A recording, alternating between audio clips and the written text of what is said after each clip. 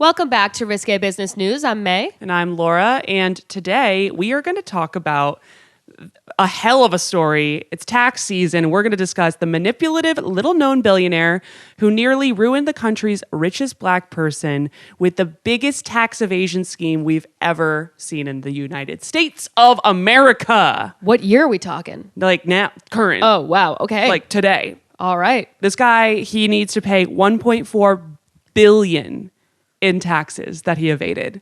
How did he even have more money than that? Right. In general? First and foremost, good for you. Yeah. But also this guy's a piece of shit, so it's kind of fun. Like it's just like a clear villain. So it's great. I love a clear villain. Then I don't have to have any hot takes like I usually have. There'll be some hot takes, but yeah, we got the IRS, we've got a clear villain, we've got lots of money, we've got auto shops. You'll enjoy. Giddy up. Where's the money? I don't understand how you make money. Hold on. From that, though. 2 stand-up comics in New York City. Just learned a lot of this stuff. I'm going to ask all the stupid questions that you might be thinking at home, but are afraid to ask people. Making it to where you feel like you're too stupid to be able to ever engage in it, they win.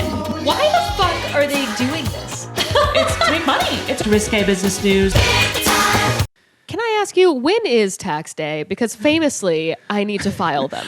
That's part of the reason I decided to do this episode, because this will be coming out the day after tax day. Which is, I believe Monday. Next Monday.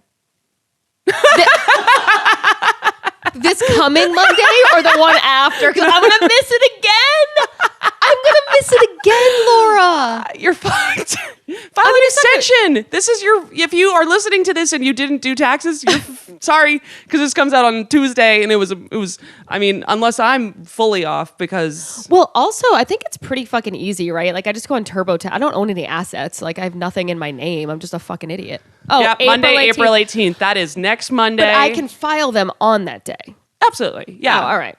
But enjoy your Monday. I mean, it's going to take me like an hour, right? I don't know. I don't have anything. I don't have a boat. Well, you vote W-2, so you're pretty straightforward. Yeah. But yeah. Or file an extension. That's what I love. My favorite thing is just to file a good old extension and just put that off for tomorrow, Laura. I know, but what if I get money back? Then I'm just pushing away the money that I would get back. Because I assume that's why the IRS hasn't been up my ass about me famously not filing them last year. No, as it turns out, if you owe them money, they're like, hello? Really? Hello? You owe us money. Hello? Oh, if you owe them money. Yeah. But if they owe you money, they're like, we don't know her. Exactly. We have no idea. No, I bet you they owe me money, and that's the problem. Probably. They're like, I think I've told this on the pod already, but one time I owed them $34. Yeah. And I they thought kept about this a sending me lot. things, which is so funny. But I thought about that a lot during this story because this guy, believe it or not, owes a little more than $34. Wow. So they're like, okay, list of people to go after. Robert Brockman and then May Elaine. That makes sense. Yeah. Mm-hmm. Perfect. Well, what's hot in the news this week? Let's talk about that. So we're starting a new segment, by the way. Let us know what you think about it, where we're going to talk about what's hot in the news every week, and then we're going to get into our story. Yeah. I mean, there's 2 major things, at least in my world, that are coming up, and one of which we're going to dive into deeper on next week's episode is Elon Musk has been, in fact, wildin'. He has.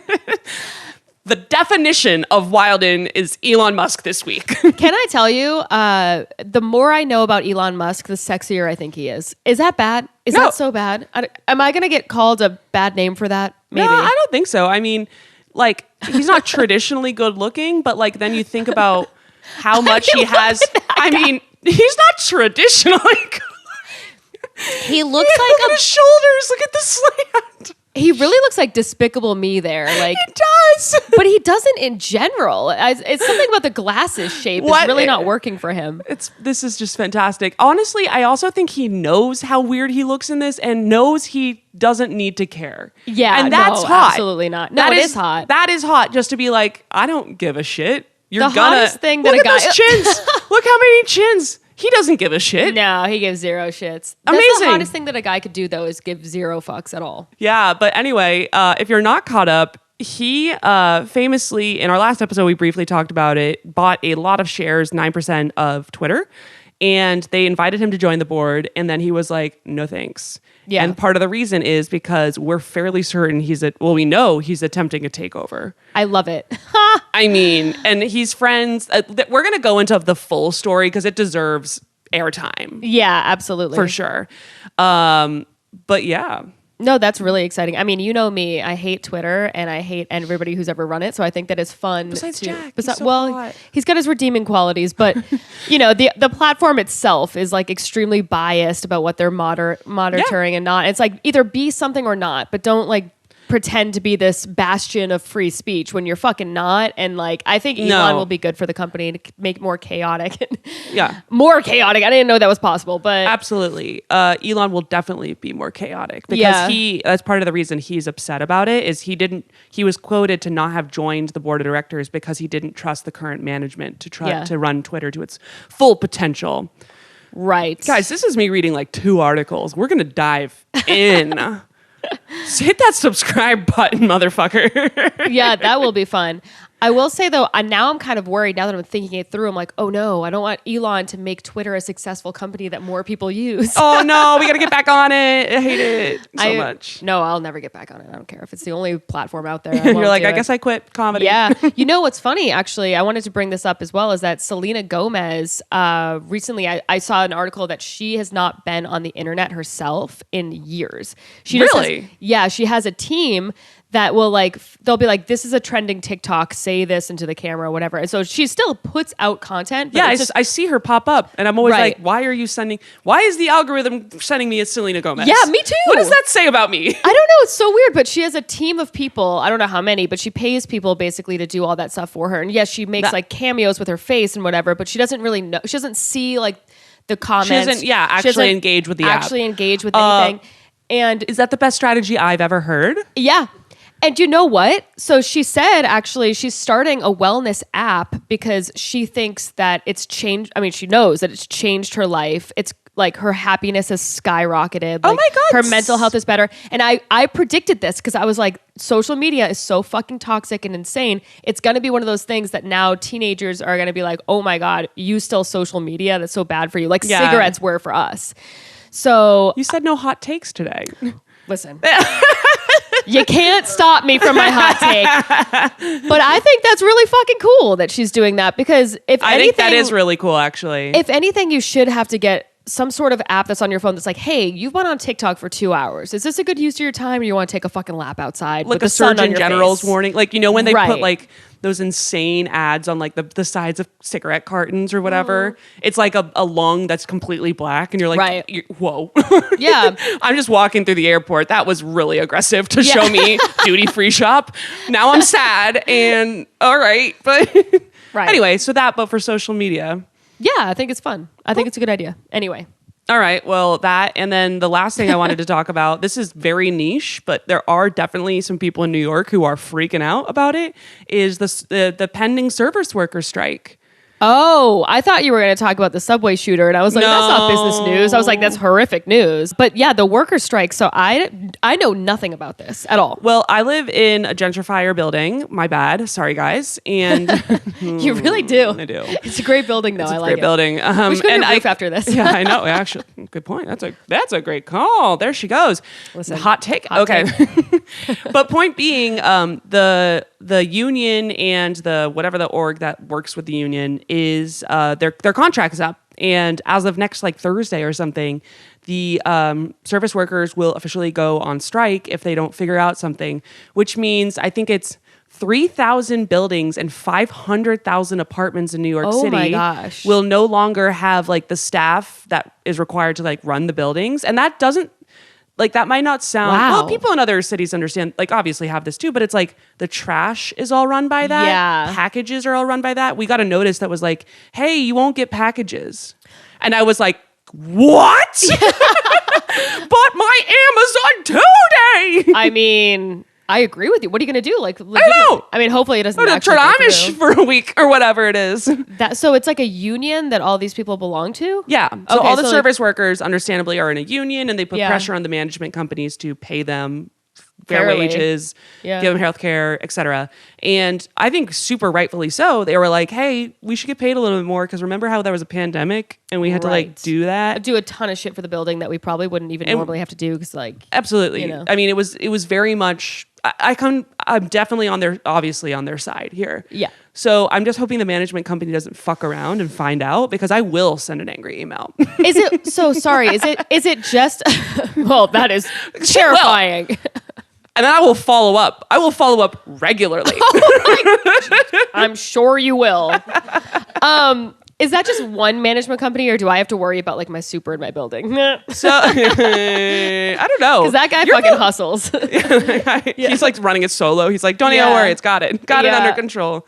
I don't know. I think you were supposed to get a notice. So check your email. If you didn't get an email maybe that guy was just like, don't worry about it. But it's kind of niche. But if I'm cranky next week, that's why. Wow. Keep me updated. I'm curious. Yeah. But anything else in your world before we talk about taxes? Did I send you something that was funny? Didn't I send you something? Never. No. You have never done that. I'm just kidding.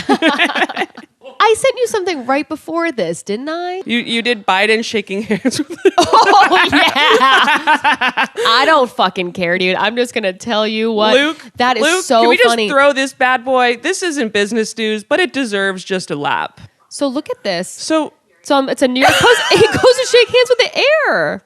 we do it one more time. Like, come on, man. Like, come on, man. Ghosts? Biden just shakes hands with literally thin air. He just firm handshake. Just hello. Oh my gosh, I don't understand what he's thinking in that moment. That like someone is supposed to be there and they're not there, obviously. But then it's And like, he okay, just then pivot. Like, don't give like a Rotates perfect and hand moves out. it along.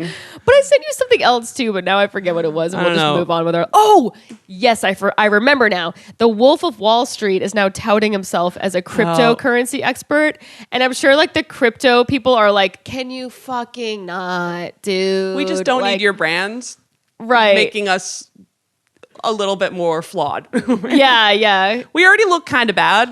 You know, we have a lot of robots and shit just sending. I keep getting these like text message scams now. Are you getting these? Oh, same. Yeah. I'm getting Jesus tons of them. Christ, so many. And they're all like Bitcoin or like your Amazon delivery. And I'm like, I no, know. because I famously can't get packages anymore. All right. We're off to a good start. Good start. God damn it. Well, I think that's all I saw this week, though. Unless Luke, do you have anything else? No, he's got nothing. He's got nothing. I did want to start us off. I wanted to ease us into tax evasion because it's a heavy topic. I know May is going to be shaking in her boots. First of all, I have no idea what fraud is or tax evasion. I'm Well- pretty sure I'm committing both. Well, let's start with a At list all of people. times. You are not alone. Can I just? I wanted to start with a very brief highlights from the Tax Evasion Hall of Fame. Okay. All right. First and foremost on this list is Richard Hatch of Survivor fame. Do you remember this fucker? So I remember hearing, okay, Richard Hatch, I remember him. He's like one of the OG people, right? Yeah, he was on like season like 1 or 2. Yeah. Like he was like back when my parents used to VHS tape Survivor. That face does look familiar to me. So anyway, he won $1 million on the first year. It was season 1 of Survivor. He received a Form 1099 miscellaneous for his winnings, and then just never submitted it for Good. taxes. Perfect. That makes sense. He was convicted in federal court, receiving a combined prison sentence and fines and fees of more than $300,000. Whoa, we got a prison sentence? Yikes! Holy Homeboy went shit. from Survivor, which is arguably worse than prison, right? Yeah. Well, I don't know. I don't know what goes on behind the cameras. Like, people are like, they can't just let people starve. So they're probably like, here's the fucking protein. No. bar, dude. My friend went there. Oh, really? Yeah, and she said it's shitty. Oh, okay. All right. Well, Yeah, so what would you prison Survivor? This guy was like, why not both? why not both? Let's see which. I would like his hot take on which one was worse. Yeah, Richard, if you're out there, Yeah. come on over to Risque. We will Business. pay you $50. Yeah, a big old 50. We will give you a That's 1 0. 1099. Thank you. 1099, and you better submit it to the IRS. Wow. So he went to jail. The second person in the Hall of Fame is actor Nicolas Cage. Get in the cage. Get in the cage. Well, for him, it was $14 million in unpaid taxes. Wow, that's a lot. Nicolas Cage, what the fuck were you up to, man? Well, and also, here's what I don't even get is like, dude, why don't you have like a team of people? Well, You know what I mean? actually, that's a good thing to note because Cage's like story allegedly was that he failed to pay taxes due to his management team, and he ended up suing them for fraud and negligence. Oh my God. So even if you have a team, they could just be like, whoops. Well, that's and then absurd. You're like, well, that doesn't fucking, we can't whoops that. That's crazy. That's why I heard that he's now like, he like sold off a bunch of weird stuff, and he also had a crazy like collection. We should do an episode on him. It's probably just fun. But he had like crazy collections of weird artifacts that he tried to sell after this because he got super broke, and now he's doing a bunch of movies that are like, you know, C-list movies or whatever. He will do it. He will probably do money. This podcast. For $50, he will probably show up. It's the Declaration of Independence. Yeah. Famously, Nick Cage does have he that. stole that.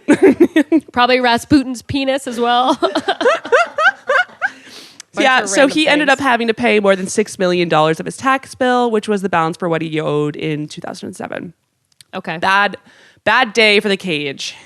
The third person, there's so many of these, but the third person I wanted to highlight was Willie Nelson. Oh my God. That kind of clocks though. He's like, fuck the government, smoke weed. And then he was like, the government's fucking me. Shit. Yeah. Willie Nelson, obviously, he is very famous singer from the 1950s, and I guess he just didn't pay taxes for a long time. In the late 1990s, federal agents seized most of his property and alleged a $32 million tax debt. Oh my God. And apparently his accountant... How did he get away with that for decades? I think they were just like, he's Willie Nelson. What are you going to do? Yeah, but the fact that he is Willie Nelson, they'd be like, you're famous. You can't just not pay millions of dollars in taxes. Well, for a while, he did. But apparently his accountant like tried to do the fancy tax shelter thing and just fucked it up. Oh my God. Just like didn't do it right. And they were like, you can't... Just because it's like in Bermuda doesn't... Like there's more to it. You can't just put it in a bank in Bermuda, period. Yeah. I have way too much trust in people. Like if you tell me you're an accountant, I'm like, oh, they're doing the right thing. It's completely fine. And I have no idea why that is, considering I do this podcast every week where where we reveal all the shady shit going on. Yeah. Like, May's still like, no, they're and I'm like, no, they're legit. They're legit. Like no matter what. Oh, they got a CPA. Yeah. Very difficult. Well, and in the end, Willie ended up negotiating with the IRS and ended up recording an album called The IRS Tapes, Who Will Buy My Memories? What? He was just like, fuck it, I'd make music, let's do this. He recorded as part of the settlement to pay down his debt. So the IRS was just like, make us a song. That's crazy. We want a couple songs, Willie. And he was like, fine. That's so funny. I'm surprised that even like went to the table with that. If they were like, sir, like no. Someone must have been like really a fan. Yeah. Like someone high up at the IRS was like, but actually, wouldn't it be pretty sick? So they only collected $3.6 million from the sales of the album, but Nelson's career picked up and he was able to pay off his debt. Hooray. One more person I want to say before we get into the main story is famously The Situation. Also went to jail. There are for so tax many. evasion. There are so many of Martha these. Stewart. Martha Stewart was on the list. I was like, who to highlight? Who to highlight? I know. We can, I mean, thankfully this is an annual thing, so. Well, it's also very funny because it's like, I don't know. I mean, I say this all the time on this podcast too, where I'm like, how much money do you need?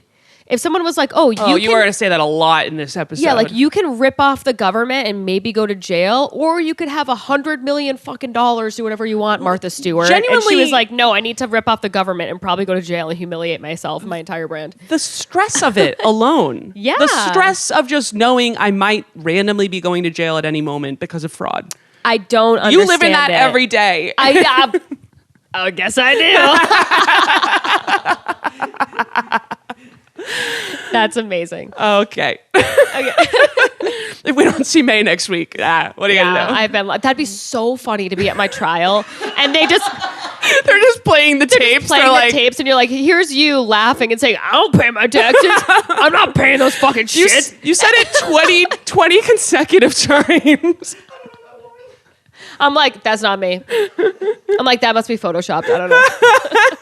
All right. Well, let's go ahead and dive into a guy who is just really winning this race of biggest tax evasion. He has lapped everybody. Got it. Robert Brockman. Do you know who this man is? You've probably never heard of him. No, I've never heard of him. No one knows who this is. And this is because he is a billionaire, but he's not like our boy Elon or our boy Zuck or our boy Bezos. He is super, super private, probably for reasons that become clear later on. How do he make his billions? He so fucking boring, like aggressively boring shit. Yeah, like he created a widget that is in every wall in North America. Yeah, or something. it's like even worse. So just a little bit of background. It's like ERP systems for auto shops. Do you want to kill yourself right now? I have absolutely no idea what ERP means, but I'm fine with not knowing that. You don't need to know. You really don't need to know. So point being, he's like one of the richest people in the country. Like I think he's like 40 on the Forbes 400 for like richest people. Like he's fucking ranks. You got to do boring shit. You got to do boring shit. You got to do boring shit. I want to make like I don't know, an asbestos killer or something. Yeah, like something like that you have to buy that no one is thinking ever about. excited about, but they're just they like have to. You have to buy it. You have to buy it. And the margins are solid. Yeah. Anyway, I'm just gonna start a widget company. Yeah. May won't be here next week. She's busy paying her taxes and filing for widget patents. I just want widgets that somehow connect to like electrical, and every building has the same fucking widget. That's how you become rich. Let me tell you something. You heard it here. Dream. That's the second hot take. If somebody asks me, what is your dream job? Is it to be like a touring comic? I will say, oh my God, no, it's to have a widget that's required. But second is comic. I failed at the widgets. And so here we are. All right. Well, there's not a ton of background on this guy because he's so goddamn boring. I fucking hate him. He's from St. Petersburg, Florida. Okay. Yeah. Has a brother. Don't care. His father was a gas station owner, and his mother, Pearl, cool name, was a physiotherapist. Great. My name was almost Pearl. Really? Yeah, Pearl Planert. But then my mom was like, the alliteration's too much. Pee-pee. Yeah, PP. Yeah. Or and then pee-pee. I was almost Penelope. And then they decided Same thing. Same problem, right, Mom. they decided to ditch the alliteration. But both great names. Those are both great names. Yeah. Yeah. Okay, sorry. Anyway, he briefly attended Center College in Daneville, Kentucky, and then later ended up graduating summa cum laude from the University of Florida in 1963. Was a member of its Business Honor Society. He is an old, cranky man. And he really liked Center College, but it's like a tiny, tiny liberal arts school. It has like 1,200 or 1,300 undergrads. Oh, wow, okay. Like tiny. Yeah. And they didn't have a business program, so he ended up transferring to Florida instead. But he like has a special part. Center College will actually come back up in this story. That's why I bring it up. And also, I thought this was funny. He paid for school by delivering laundry. Oh, interesting. Which, how bullshit is it that back in the day, delivering laundry would make you maybe like 40 grand really a year now? Oh, I see. Like trying to actually pay for your school by yeah. delivering laundry. That's Come insane. No, you got to get on the stripper pole like everybody else. Yeah, you better sell feet pics. Get your feet painted and picked. Oh yeah, step those feet in cake. They do a bunch of sexy things now. Anyway, so this is him and his wife. His wife. Are they still together? I don't think so. Oh, okay. Again, there's not a lot of background on him, so. I'm like a sucker for any guy, as big of a piece of shit they are. If they have been with the same woman for like 40 years, I'm like, oh, how sweet. He just like evaded taxes for decades. But what a nice man. He's also just a genuine dick. Like people hate him. It's great. He could not look more plain. He looks like every person I've ever seen. Ever in my life. He it's looks. insane. Yeah. It's not. I mean, you look how you look, but like he really. There's just nothing else. Like if I had to give this description. Old white man. Old white man. I feel like that's why Whitey Bulger went under the radar for so long when he was hiding out in California after he escaped Boston or whatever. Because everyone's like, oh, we're looking for an old white man. They were like, we can't see those people. Yeah. That's a huge bummer because they all look the same. They're invisible. I don't know. Invisible. Yeah. Well, anyway. He definitely is no longer, he's made a splash, if I may. He stood out. So good for you. my guy. Brockman started his career in 1964 as a marketing trainee with Ford and was a Marine Corps reservist. Cool. So he's like got a military background. Then he went and worked at IBM back in the 60s. Oh my goodness. Wow. Yeah. So like this is back like, I feel like that was that was like the golden age for a lot of those companies where it was like, you're an IBMer for life. Now it's like you got 3 to 5 years with us. Yeah. Like, Oh yeah. That's a good run with a company. Brockman founded, he ended up leaving IBM and founding a company called Universal Computer Systems. Is there a more boring name than that? There's not. Is there? It's not. That's the worst Maybe name. this is all intentional. So he's like, I'm not going to drive any attention to any of my stuff because I'm just going to be siphoning off money on the back I don't end, know. you know? I don't know when he came up with this plan, but 'cause he's in trial now, but spoiler alert. You'll be fine. Okay. So this company was a computer systems and software provider for car dealerships. And he started it by programming in his living room and sold its first in-dealership computer system in 1982. Interesting. Is it? Well, no, it's like the original software that they would use at like car dealerships. And it's interesting because like I feel like this was when, it's absolutely smart. And it's also kind of like when car dealerships were, I mean, they're still a big deal, but like I think they were like kind of like really getting going around that time, right? Oh yeah, I would think so. Because now do people like go to the, I've never bought a car before. No, I know. No, I haven't either. My parents bought me one. That was nice of them. Thank you, parents. But do you It was just a go? Mazda 626 and it burst into flames on the side of the highway. Wait, are you fucking joking? I'm dead serious. What? I kind of just blacked that memory out and I just remembered it as we were talking Were you right driving? here. Yes. Oh So my this is what God. happened. That's My terrifying. parents they got a deal on this Mazda 626. It was old as shit. Yeah. I think we understand now why it was a deal. Yeah. And I was driving in Austin, like hot summer day, Oh my God. with like my boyfriend and his friend. Oh my God. So like, this was just not an ideal time. We're driving down the highway and all of a sudden the engine starts smoking. Oh my Like God, okay. smoke is billowing out of the front of the car. I am like, I'm a woman. I can't even like pull over. I'm a bad driver. This is not helping my case. Yeah. Just kidding. I'm an excellent driver. No, Oh, I'm a terrible driver. Okay. It doesn't matter. Yeah. We're going to move it along. But point being, the car burst into flames. The men had literally no idea what to do. Yeah. They were like, we I don't have know. no fucking idea what to do. I figured it out. I had to like go to a gas station and get like a new pipe or some bullshit and like put coolant in. Yeah. And I was able to like put coolant in, drive it like a half mile, had to go get out, put more coolant in like over and over until I got it to a place where it could get fixed. Okay.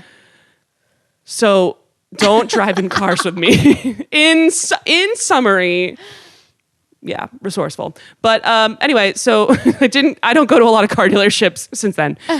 Back to Brockman. By the early 1990s, apparently Ford didn't want to be in the IT business. They had originally had some kind of competitive software. This part doesn't super matter. All that really matters about it is that he ended up working with Ford. He had an agreement with them, maybe because he used to work there, where he was able to use their like letterhead and like brand to sell his software, but he was going to be incognito on the back end.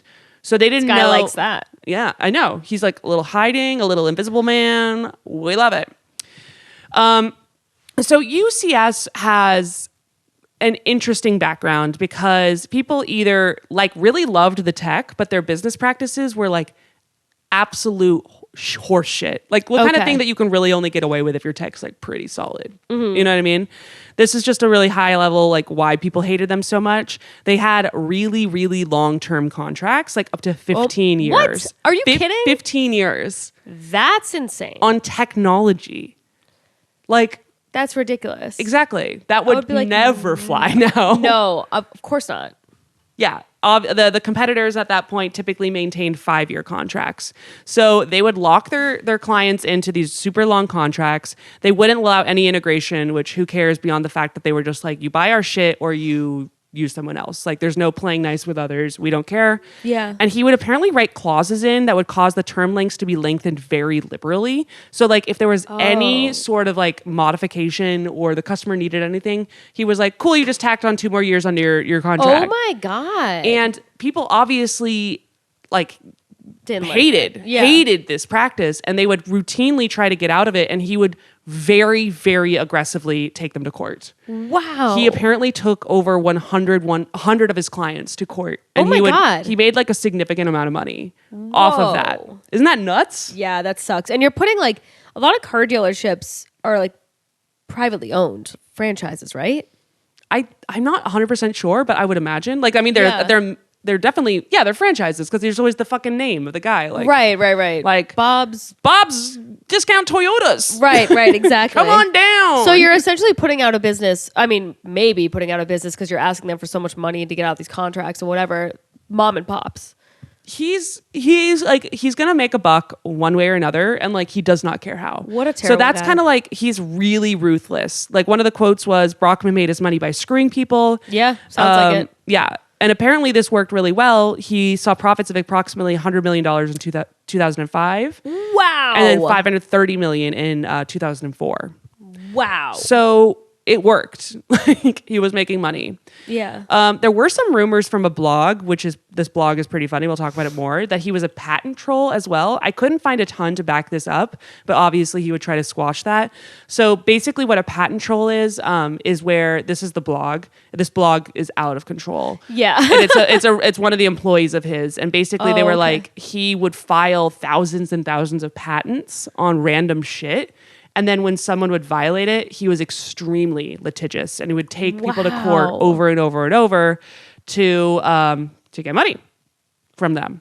Damn, what a dick. Yeah, so like he's tough and shrewd, but has a very bad reputation. He was also super cheap, which like it's his company. He can obviously do what he wants, but it doesn't help his rep, right? Like he would apparently stay at budget hotels and ate frozen dinners on business trips, which like, what's the point? Yeah, what's the point of having all that money if you're not gonna? Just like He would spend. He would. He would do that. Very weird. he would also buy used furniture for his office and banned his employees from smoking so the company could save on health insurance.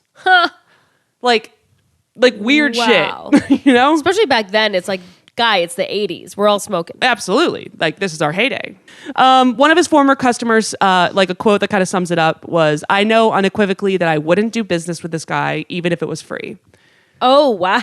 So he was like, hey, fuck this guy. On Yeah. record, fuck this guy. Good for them. I love that. I think he lost money, so whatever. Anyway, he is in the business. So he's making a bunch of money doing this. He's a self-made man. So I guess good for him, but like not in like a inspiring way at all. And at that point, he meets this gentleman, Robert Smith. Okay. That's Now, the guy on the cover? That's the guy on this Forbes cover. Wow. As you can see, Robert Smith is black. Yeah. And he is actually the Actually, richest. I don't see color. Imagine. Could you imagine? Okay. I'm like, continue. oh, this will be an interesting. Okay, so Robert, and that the reason I bring that up is because it is important to this story. He's the richest black man in America to this day, so which is cool. Like, don't get me wrong. He grew up in Denver at the beginning of desegregation. So apparently he had to take a bus across town from his predominantly black neighborhood to go to white schools. Wow, what a time. But anyway, he apparently, like, he came from like a scholarly household. Both his parents had earned doctorates in education, and education was really important for him. So he ended up going to Columbia Business School, which it was really like, it's a great story. And then he ended up going to Goldman Sachs and their investment banking department. So as part of that, he was looking for companies that made money so they can invest, right? That's the job. And as he was going about that, Universal Computer Systems, this fucking profitable piece of shit company, caught his eye. They had really good margins, and he was really surprised to hear that they were like not really investing their money in a way that he thought would make them a lot more money. Instead, they were doing like certificates of deposit. I don't know. Yeah, whatever. Who cares? It doesn't really matter. Point is, he was like, hey, you guys should do this. And he approached them with that. And they agreed. So Brockman was like, okay, sure, we can absolutely do that. But what we want is that you do it for us. You execute the plan for us. Okay. And in order to do that, I will give you $1 billion of the company's cash as the sole investor. And you're going to start a private equity fund. Okay. So this is a really big deal because especially in the private equity world, getting like your first investor is like, it's hard. Yeah. It's hard to get someone to give you a chunk of money of that size. Like, why? You know, Right. why him versus someone else? Yeah. He has no track record. He's new. Right. so starting your own private equity fund is a big deal. And also, I'm sure as a black man, I would be fairly surprised if there were like any others. If not, there's certainly a very short list of groups of people who had. What year was this that we're talking about? 2000. So it's that's pretty. Okay. 2000 is like, it's right after the 90s. The 90s like we're getting better, but like we were certainly still moving forward. Right. So I think that was just like him getting an opportunity like that was like not, I'll take it. It wasn't like take it for granted kind of situation. Okay. So this offer had some pretty massive strings attached to it, which is where things start to get a little interesting. Yeah. Basically what Brockman said was that you need to put an offshore trust to willfully conceal $200 million of Smith's earnings from tax authorities.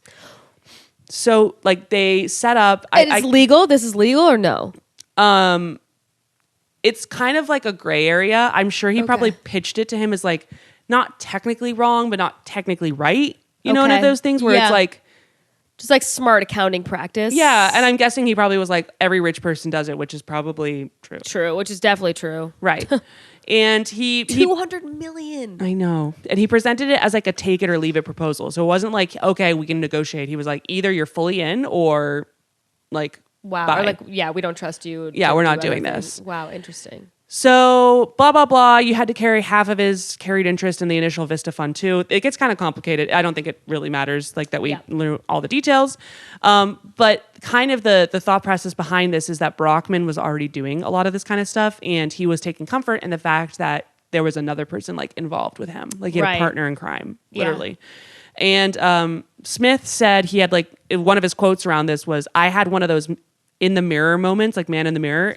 I looked at myself and asked, if I don't do this, how will I feel about it 10 years from now? Oh my gosh, poor guy. I know, it's really interesting. So this is all important because he got his money to start the first fund, Vista, which is like a great fund. Like it's still around and like does really, really well. He also got to learn from Brockman. So like, despite the fact that Brockman sucks, he obviously knows how to make money. Right. Like the man had a pretty lucrative business model and new technology and stuff like that. And especially in a time where that was like a very, like that was like around the .com boom and stuff like that. Like learning tech was valuable, very valuable. And he just had to do this weird, like, selling his soul to the devil kind of deal to be like, all right, I'll commit it. It was like Ursula. He's like, I'll, take your money, but also commit a crime. Like, but maybe it's not a crime. That's a tough spot to be in. That's tough. I don't know what I would have done. I might like, I might have played ball, especially if it was pitched to me like, this is how everybody else is doing things. Yeah. Like, and he's a minority and like, he's like, I don't know. It just, I can understand where they would come from. Yeah. Actual logistics of it, I will just so you know a couple of the names. In 1997, he had a trust in Bermuda, the Eugene Brockman Charitable Trust. The holding company was in Nevis called Spanish Steps Holding. Under Spanish Steps, he created a British Virgin Islands company called Point Investments. That's kind of where a lot of the stuff originates from. So we'll reference Point a few times. That's why that matters. And this firm would act as a straw buyer for investments in Vista. So can you remind me of what a straw buyer is? I like barely know. This is look it up yourself if you really care. But basically, it's like this cover for when they purchase something. They're purchasing it through this third party entity. This is we looked up straw buyer. It's quite literally someone purchasing straw. But yeah, it's just like to add to doing it on like a proxy purchase so that you don't have to have your original identity involved or whatever. Got it. Makes so sense. For tax evasion, it kind of works out. Yeah. So blah, blah, blah. That's what happens. The other thing that was important to know here is he also has to use Brockman's lawyers. Interesting. So Brockman instructed him not to discuss any of this with anyone else, like other attorneys or have his own representation. Everything had to go through Brockman's people. Well, because obviously they had their hand in the honeypot and they were getting kickbacks from everything that he was doing. Exactly. So he wanted to make it appear as if the income and assets of the trust were not owned or taxable to Smith, according to Smith's statement. Cool.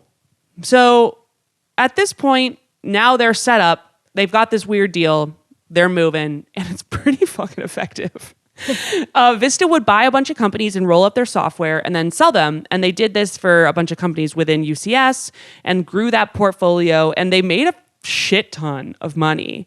They claimed a 29% annual return, which would have 10x their $1 billion investment, which is good. Yeah. Which is what you want. That is more. As we That's know, more. that is more. Yeah. They then took $799 million of the proceeds to an account at a Swiss bank account alert. Here we go. Yeah.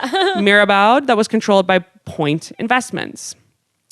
They also referred to each other with a bunch of code names, like the IRS was the house. One of them was like Steel Point. The other was like Trapper or something like that. So they were like playing like these fun games. They also bought software, which they quite literally was called the Evidence Eliminator. Ha! That's fantastic. You don't buy Evidence Eliminator software if you're innocent. Yeah. No one has ever done that. I love when people are just completely fucking brazen. That is so fun to me. Just with like the my Like ass. the my ass from Enron. Exactly. It's great. It's almost just like so ballsy. Yeah. Like you should just look at the people who bought the Evidence Eliminator software and be like, all right, you probably did a crime. Right. So let's figure out what crime you did. Yeah. They're like, too bad. We already eliminated the evidence. So Joke's on you. good luck with that. Fair enough. He also went so far as to buy old filing paper. Brockman's like a weird dude. He's very detail oriented. Yeah. So he went I mean, and you bought. have to be. I mean, To pull off this. absolutely. So he went and bought old filing paper for the appropriate years so that if he needed to forge a document, it would be on age appropriate filing paper. Interesting. What Wow. the fuck is wrong with you, man? That is. You're buying Evidence diabolical. Eliminator software and then you're going to have the filing paper match up. Yeah. That's fucking brilliant, actually. I mean, it's like attention to detail to the max. Yeah, I've never even heard of. I would never in my lifetime think about that. No. Wow. Anyway, Smith was incentivized to deliver returns on Brockman's $1 billion, the original investment, because Brockman had written into whatever the agreement was that Smith, he could at any point force Smith to sell him their general partnership control interest in the Vista Fund at Brockman's price. So basically what that meant is he could kick Smith out whatever he wanted at whatever price he decided to pay. What? It's like, it's nuts. This is a bad deal. It's a bad deal. Gotta be honest. Should have walked away from this deal. You probably should have walked away with this deal. Honestly, that one alone. The other stuff, I'm like, Yeah. That one, it's like, no, this is insane. I could lose everything because this crackpot Right, doesn't this like this psycho this fucking known guy. asshole doesn't like me. yeah. Anyway, but they are making a lot of money. They're in business, and now their major deal comes about. And this deal is just pretty interesting. They acquired Reynolds and Reynolds. Now, Reynolds and Reynolds is another like a competitor previously to UCS, and this part doesn't really matter. But essentially, Brockman's deal with Ford had run out, and he needed a new he needed to do something with the business to like restructure or whatever. And so what he ended up doing was buying this other company that was actually way bigger than him. So part of the Vista money helped them do this on the financing side. I don't. If you care, like, why do you care? God bless. Yeah. Why do you care? Deutsche Bank arranged the loans. Vista added money in. Brockman put up a lot of his own money, and the industry was shocked because they were like, "Why is UCS buying them and not the other way around?" And now Reynolds and Reynolds was a lot bigger. They had thousands of clients, and we remember Brockman's an asshole. His business model is like real shitty to the clients. Yeah, and it's now, basically just being like the biggest dick ever and like and deal with it. litigating the fuck out of people. Yeah. Now all of a sudden he has thousands of new clients to do that too. Oh my God. And they were like, what? So no one knew what the fuck was happening. Even the employees were like really confused. They thought it was going to be a merger. And then they woke up the next day. Like one of the guys was quoted, "I went to bed thinking we had bought UCS only to wake up and find out it was the other way around." Oh my God. Which that's just bad communication skills. And either way, so Brockman ends up being the CEO now of Reynolds and Reynolds. And Reynolds is a super different company culture. It was not a good situation. Okay. Like intensely so. The Glassdoor had like kind of just come around at this point, and there were some pretty out of control reviews. Like first and foremost, they say great growing company until Bob Brockman took over. This was in 2014, so this is even later on. They go, don't recommend, don't reprove the CEO. No good business outlook. Pros, weekends when you aren't working. Oh my God, that's so funny. I love a good Glassdoor. I love We Glassdoor. should just do like a bonus episode or maybe just a regular episode of like the best of Glassdoor. I really... God, that would be funny. Absolutely. People are great on here. Oh, they're hilarious. The cons are a pretty good representation of like what it was like working for him. Where do I start? After hours desk inspections by management, no raises. The CEO would call all hands meetings to tell us who to vote for in local and national elections. What? I know. Guess what party this guy was? We'll move it along. Yeah, no kidding. Upper management wore badges that say executive on their shirts so employees can show appropriate respect. What? No hard drives. Everything is stored on common drives so it can be reviewed in case someone decides to do something personal on their work computer. And if your resume was found on a job site, you were fired immediately. Oh my God. So they probably had Yikes. the HR people going in and like searching the employees. Yeah. That's crazy. And that was kind of the point. It was like a culture of fear and bullying that they brought in to a company that was previously like described as a pretty good place to work. Oh, that's sad. Which is really sad. Like, and that was, I think, part of the reason things got really weird with their relationship with the employees, like really weird, actually. His advice to management, that the Glassdoor review, to finish that off: time to retire, please sell the company, and you and all of your minions can let this company be great again. Oh, I know. damn, that sucks. So as part of this, obviously the employees were pissed. Yeah. And one employee in particular took it upon themselves to start a good old-fashioned blog. Remember blog days? Yes, I do. Back in the day, this is back when all that stuff comes around. The blog is pretty extensive. It was taken down and then reposted by another person, so we don't have the comments, but like you can see that there's like one piece left of the old blog, and you can see there's like 659 comments on one of the posts. My So, like, God, wow. it was super active with the Reynolds and people Reynolds. were like, "Fuck this." Yeah, piece of shit. they were gossiping. Yeah. On this blog, and yeah, one of the this is just one of the things that they posted on the blog, which is an email regarding how this was Bob sending out email saying, "Hey, this is how you should vote based on healthcare reform." So essentially, the guys on the blog posted this email and wanted to be like, "Hey, this is fucked up." Yeah. So Wow, that is insane. and Bob finishes off that email saying, "We are currently headed down the path of insanity. Okay. I suggest you write in or call your congressmen and senators." So, anyway. You cannot tell your employees how to vote. That's just something you can't Is do. that illegal? It seems like It should be. It should be. I don't want that because, like, obviously. Yeah. I mean, weird. So anyway, the guy writing the blog referred to, or girl, we don't know, referred to themselves as the trooper. And Brockman hated this person because the trooper called Brockman, he referred to him as Bernie Madoff, Satan. Oh my God. Accurate. This guy's accurate. And guy or gal. His favorite name was Bobo the Clown. And apparently he specifically hated being called Bobo. Oh my God. So I will Get now over refer to Bob as Bobo. Satan.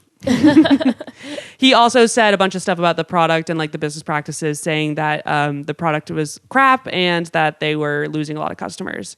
So we know that good old Baba Bobo, whatever, he is super litigious and he takes him to court or her to court. Okay. So he goes to a Texas court, and Texas is super pro business. So it's like, Right. if you're going to go to court over something business related, do it in Texas. Okay. Interesting. Yeah. Yeah. Just pro tip. Yeah. Like I know, like I've ever done that. Right.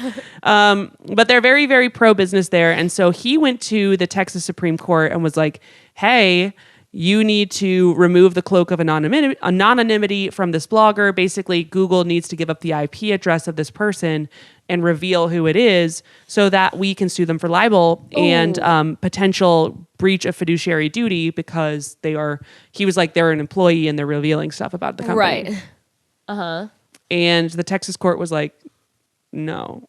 Yeah. Like, we're not going to do that. Okay. They did not have the jurisdiction. Thank God. I know. Thank God. That person would be fucked. That person, Although I am and kinda also, curious. I am very curious, but also like beyond that, the precedent that would have set. Right. If you could just like, Because sue- Glassdoor would be fucked. You couldn't actually say what you thought. if this case had gone a different way, that would have fundamentally changed like all those anonymous blogs. Right. Wild. Yeah. But it's interesting because Reddit would have been. yeah, nuts. It is interesting because they did end up taking down that blog. I'm sure they got spooked. Yeah. And then another person reposted it, and they reposted it on the Tor network, and they have the IP address revealed. If you're not familiar, we talked about this a while ago, but Tor is where it bumps like your system from like account to account, like IP address to IP address. So it's basically invisible. Like it masks who you are. It's like a really great way to stay anonymous. So every 15 minutes while I was looking at the blog, the IP address would change, and they were like, fuck you. Good luck finding us. Yeah. Idiots. That's cool. It was great. Yeah. Anyway, so there was a lot of stuff on there. They were super, super mad, and he clearly was suing these people, so it was not a great relationship with Reynolds and Reynolds. But either way, they're making a lot of money. So let's talk a little bit about their personal lives and what was going on there. Brockman had like the lamest version. I'm going to be honest. Like this guy had so much money, and like this is what he ended up doing with it. He bought his frying pan Canyon Ranch. Why is it called frying I don't pan? know. Okay. This is probably the region, but it still sounds funny. Near Aspen, Colorado. He purchased that for $15 million. It's like chump change. Yes! What are you doing, man? Splurge a little. You have billions. I don't know. Right. Maybe get the neighboring lot. Why not? Why not? He also bought a 209-foot luxury yacht named Albula, which had a helipad for about $33 million. At first, Thank I was God. like, well, that's going to be cool. But that's the ship that we're looking at here. And this thing looks like a fucking...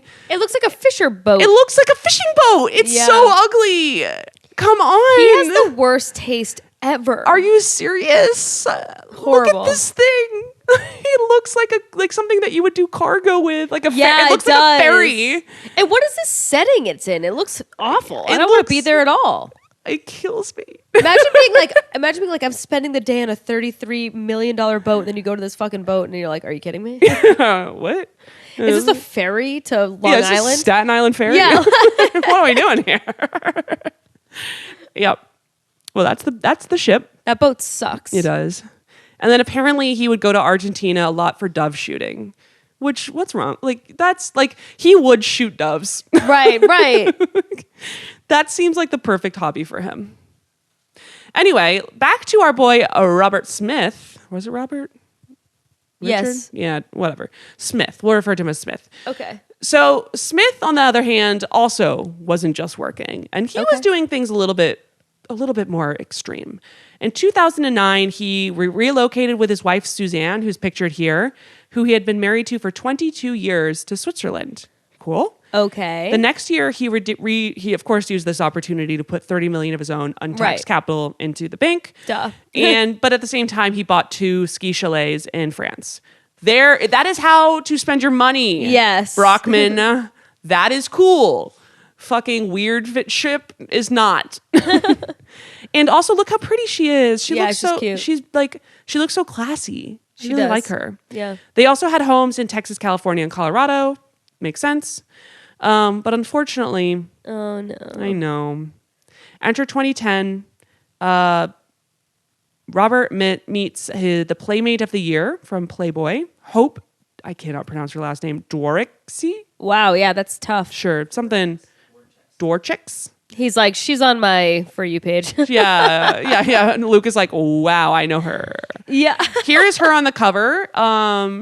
She's honestly she's obviously gorgeous, but like not like special. Well, isn't that their whole thing? It's like girl next door, I guess, or it used to be anyway. But Maybe. maybe that's what they're going for, trying to get back to that. She obviously has fake cans. Yeah, you can also see her nipples. You can see her nipples. Yeah. We should probably blur those. I don't know if YouTube allows that. Really? I don't know. Who cares? Anyway, if you are watching on YouTube and you see nip, sorry. Or you're welcome. One or the other. Anyway, she's hot. So he meets her and he gets separated from his wife. I hate that. I know. Because he's supposed to be the good guy. And he has a bunch of kids too. Oh, fuck. I know. It's such a bummer. Guys are so, no offense, Luke, but guys are so just like, Gross. yeah, it's like, how important is sex to you that you're going to just ruin your entire fucking life? What's hilarious about this is I think my girl Suzanne kind of gets the best of him in this scenario. Okay, good for her, good for her. I'm pretty fired up about this thing. It's pretty funny. Okay. So the divorce is going on and it's not going well. It is what they call messy. Messy. Okay. Now, our boy Bobo, on the flip side, is like, we do not like messy divorces because you know what happens when you get divorced. You get a bunch of a bunch of people go through all your shit. Yes. Yeah. Okay. So you see where this is going. I do. So when you get divorced, famously, they review the assets for dividing up and figuring out what's going to go one way or another. And I can't imagine Suzanne was in the dark in this scenario. No. I don't think she was. And Bobo knew this and was very freaked out. He was like, if this business is dissected by her attorney, Point, that company, is going to be an initial target. Obviously. Yes. And he was 100% right. In the divorce petition, when she had apparently met them back in the 1980s when they were both at Cornell, and she decided to demand full ownership of their homes, comprehensive support for their children. Okay, why does that even need to be in there? That should be just standard. Right. But anyway, a prohibition against them associating with that Playgirl, whatever. Yeah. And strict accounting of all monies expended for his girlfriend's benefit. And in the worst one, well, not worst one, this is fair, but she also said that he had to get up to date with his taxes. Oh, fuck yeah, Suzanne. Suzanne,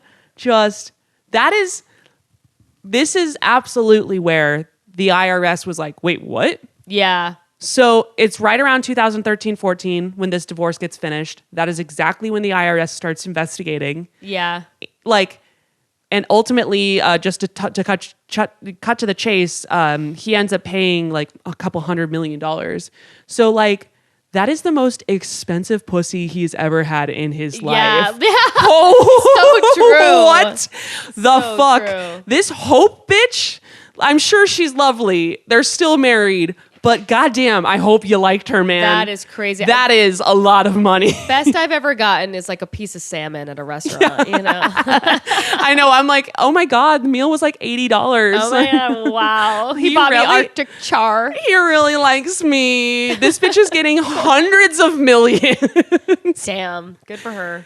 And I mean, not really, but you know, I don't know. you see Yeah, what I'm saying. I mean, certainly got the revenge. Like, let me just tell you, this might be the best revenge I've ever heard of in a divorce. That's fantastic. It's fantastic.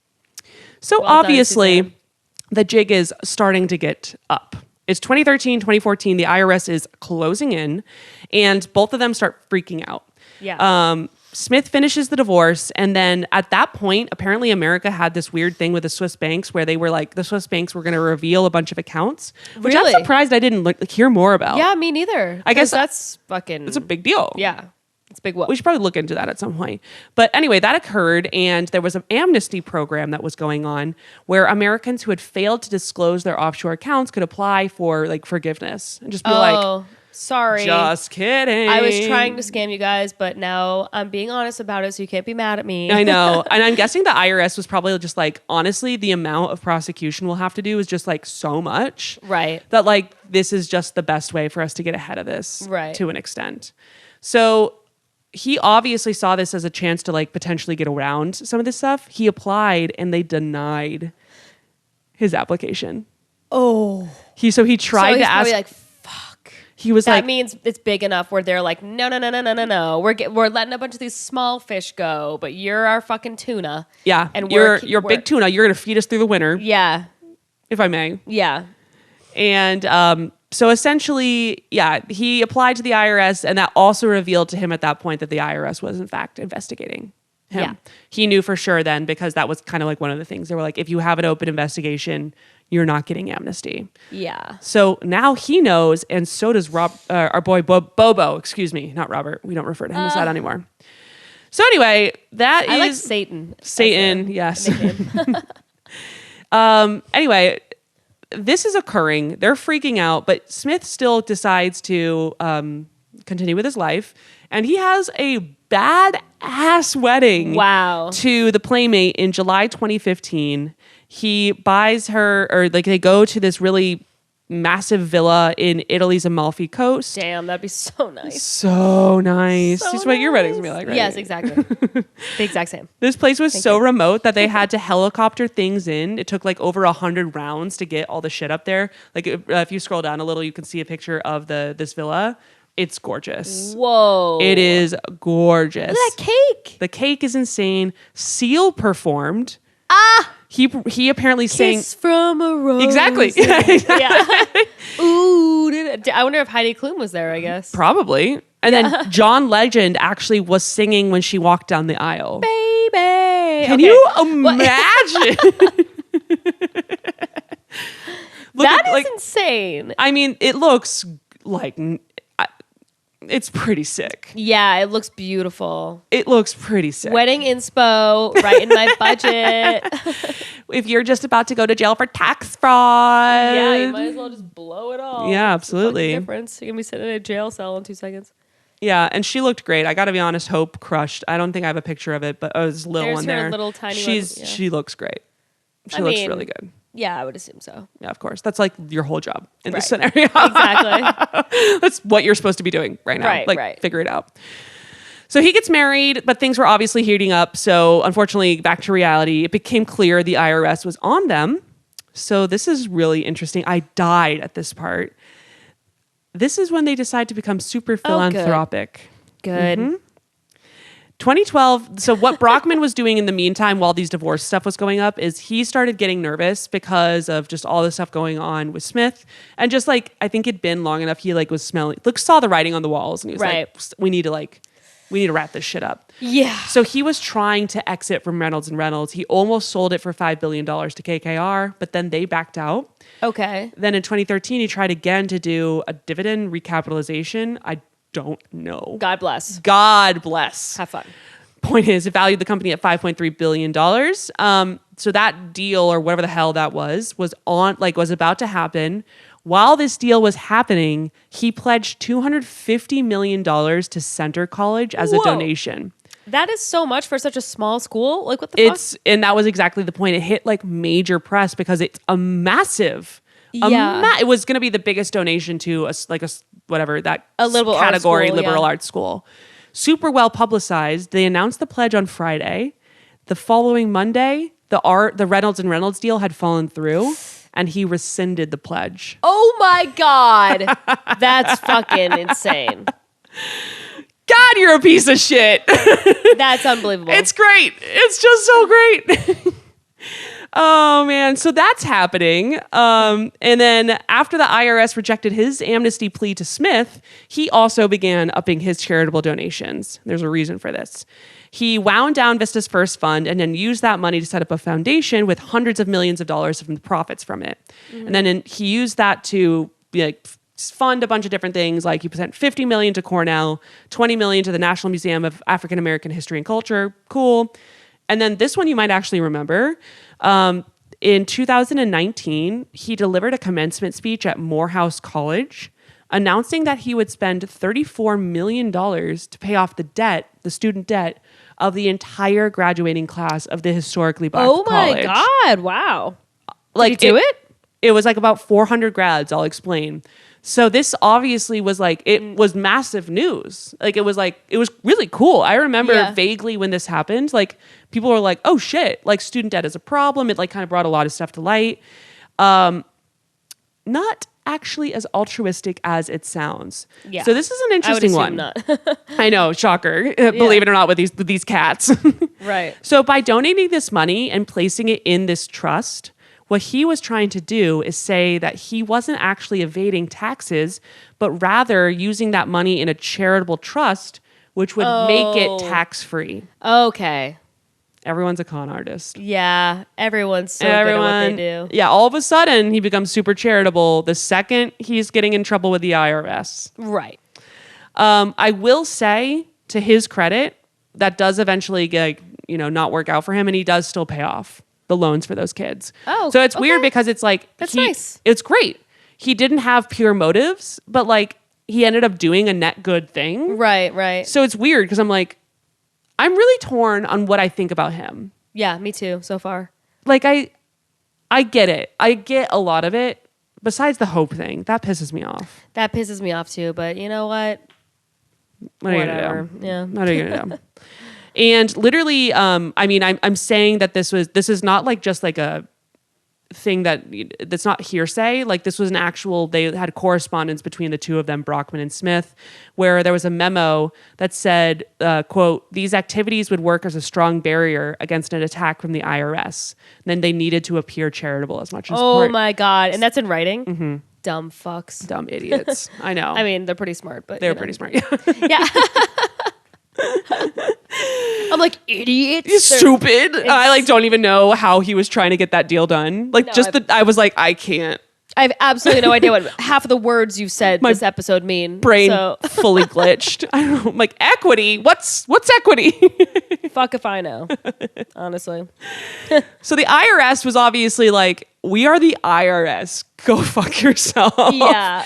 If they ever have like one thing to say is like, we go fuck yourself. Like, Right. We are the IRS. Famously. So they go to Smith and they make a deal with him. Mm-hmm. And they say, in exchange for an agreement not to prosecute Smith, Smith would pay $56 million, seems reasonable, in taxes and penalties on the unreported income, plus another $82 million in penalties for concealing offshore accounts. He would abandon his claims for $182 million in refunds derived from his givings, so like the college shit and stuff like that. And there was a quote from the group representing the U.S. It's never too late to do the right thing. Huh. Smith committed serious crimes, but he also agreed to cooperate against Brockman. Okay, that is good leverage. Yeah. Which has put him on a path away from indictment. So Smith flipped. He snitched, if I may. Yeah. Good for him. I would. Yeah, me immediately. too. Like it's the first, I'd be like, he did that. Yeah. They were like, we didn't even ask a question yet. I'm like, I don't care. So he was completely off the hook. He had to basically pay a bunch of fines and is facing no jail time or anything. Like he's completely done. Oh, wow. Like he's like no longer, Seriously. and he's still out there like running Vista like really well. It's kind of like he has like a good reputation. He still has Vista since that initial investment has grown so much, and there's so many people investing in that company, and they're doing a really good job in terms of the, I mean, don't get me wrong, I don't know the ins and outs, but I know that they're a large, fairly well respected as far as I'm aware, Right. private like company. And it's pretty interesting because I do have to think that there was a certain amount of understanding where all the nuances of his position, Right. You know, and there's like his position in society and his background and stuff like that probably went into the IRS's like review. Yeah. And obviously people in the comment sections had thoughts Yeah. on this. As they usually do. people are always getting in there. For instance, there was like a, I don't know, Wall Street Journal article or something, and the first comment was, how is he off the hook? If he had been white instead of black, would the deal be the same? So that was the first comment. Okay. I died at the response to it. If they had found weed on him when they arrested him, he would have gotten 20 years. That is such a touche. I know. It's such a good point, though. And it's also like beyond the race issue too. It's like we relieve white collar crimes so much more than Absolutely. regular petty crimes. Absolutely. I think this is also like we just did Enron. Obviously, the people who like, you know, he was kind of small fry compared to Brockman himself. Yes, yes. Which, so he was willing to like, you know, snitch on him, and they were like, okay, like Yeah, this, like, that's you've how made it a very works. compelling case for us Yeah. to not, you know, Right. put you in jail. What, to do the fraud? Yeah. No, it's not worth the anxiety. 2 years, Yeah. 2 years in a baller lifestyle. I in the think meantime? that these people that do this, like I think like the Fire Festival guy, Anna Delvey, I mean they're, you know, doing their own frauds or whatever. The people in this story, I think that there's a element of like they're just straight up sociopaths. So they probably Agreed. just live their lives while they live them, and then with the understanding that like, hey, you know, what's the tops I'm gonna get? Fucking like $200,000 fine and a fucking 5-year prison Honestly- sentence that gets down to 2 years for good behavior. Okay, and they have a You know. wild lifestyle in the meantime. right. Except for Brockman, who just goes to fucking Michigan. Yeah, and, like, he had sits on a, like He's like in a cold, he's like off the coast of like, you know, Nova Scotia and some weird fishing thing. Yeah. Yeah. Yeah, he's eating like spam. Yeah. Why? But why, man? He sucks. So that was what ended up happening with Smith. Brockman is currently on trial. So that's part of the reason this actually came up is because there's more articles. You might see some more stuff come up about him. He's currently on trial. He was arrested and then released on a $1 million bail. By the way, he's like 80.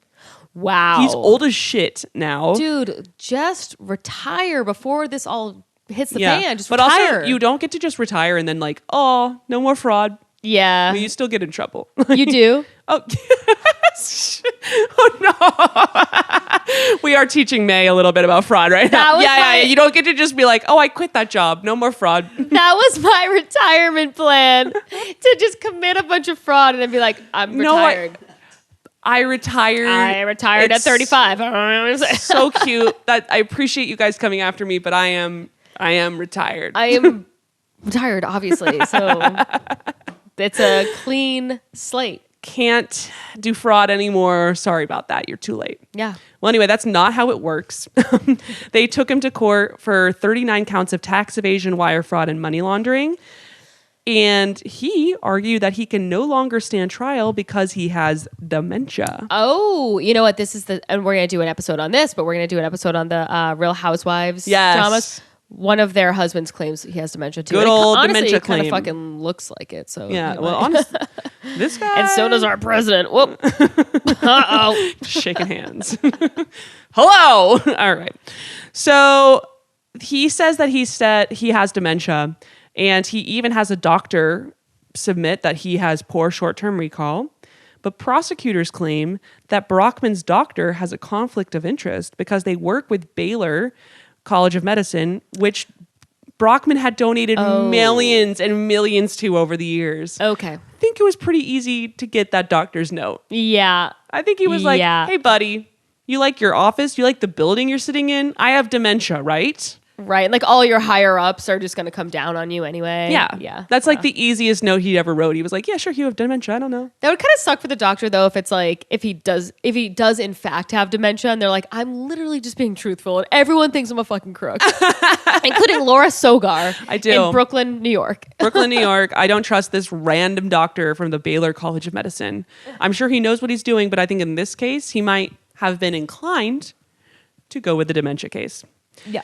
So anyway, that's like right now what's happening. And now he is in court trying to get out of standing trial. If he loses, which seems highly likely that he's going to lose this case, he will likely go to jail and owe $1.7 billion to the IRS. Do we know how many doll hairs he has total? We do not. Okay. Because where? Right. We don't know where any of his money is. Wow. Isn't that wild? Can you imagine if you got like a letter from the IRS and we're like, you owe $1.7 billion? I would be like, I have 35. I've got, I guess I'm going to prison. I guess I'm going to prison, yeah. I don't know. Yeah. I'll probably go to prison. Yeah. You think you'll ever go to jail in your life, Laura? Honestly, no. Yeah, I don't think so either. But it's not that I wish I would go to jail, but like I would be so much more interesting if I was that person. You know what I mean? Yeah, but I don't know. I'm not interested. No, I'm not interested, but like that is like an alternate version of me that I'm like, I want to know her story, but I don't want to be her. Oof, yeah. Like what would you most likely, actually I know what you would go to jail fraud. for. It's fraud. And tax evasion. I think. Tax evasion and fraud. Yeah. That's such a lame reason. And I would be but it would be even more like going to jail is so embarrassing, but I would be so much more embarrassed to be like, I didn't even know I was doing it. Like, that's how fucking stupid of a criminal I am. Oh my God, I'm so sorry. Yeah. I guess I'll go to jail. I'll walk myself there. My bad. I don't know. Yeah. Going to jail. Ooh, I would hate that. Wouldn't you hate it? Ooh. Oh, it doesn't sound awful. fun. Sounds like a terrible vacation. Yeah. No, thank you. Yeah, put me back on that Survivor Island with what a hatch. I think the situation went to jail for a little bit too. He went to jail for 3 months or something. It's just Jersey bars. Yeah. Yeah. It's like every bar, right? Yeah, Luke. Right, yeah. It is crazy. Wow. Yeah, going to jail this is my hot take for the episode. I know I said I wouldn't have any. I don't want to go. Okay, hot take number 3 from Jay. May. No jail. No fraud is bad, I think was one of them. Fraud, yeah, no, it's not also good. fraud doesn't just go away if you retire like from the company, if you quit your job. If you learned anything from this episode, it's that you can't just retire from the job that you committed fraud for. Actually, can you not though? You cannot do that. Okay, case number 1 on Enron, that fucking guy, shit, what was his name?